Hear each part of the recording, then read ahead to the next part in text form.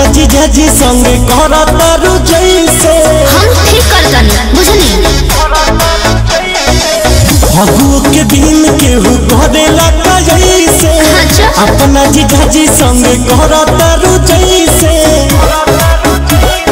डाले खातिर बैठल बानी काहे डालवावे लूना हमके बोला के आज जीजा तोहर रंग मारा चाहिले खाला दे बुझलो लगतले आए बड़ा केमिकल मिला के हर बार सब दिन बता जीजा तोहर रंग मारा चाहिले खाला दे लगतले आए बड़ा केमिकल मिला के तोहर रंग मारा साना ना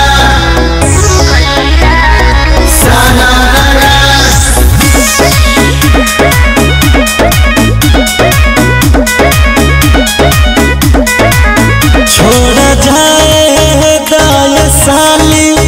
खिसियाइल ना जला मन करतना भाव खाइल ना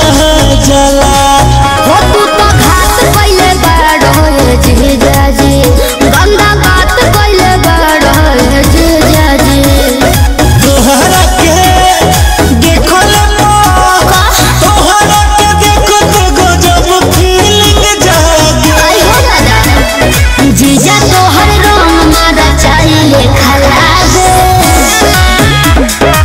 ओहो लगतले आए बड़ा केमिकल मिला के जीजा तोहर रंग मारा चाहिले खाला दे लगतले आए बड़ा केमिकल मिला के जीजा तोहर रंग मारा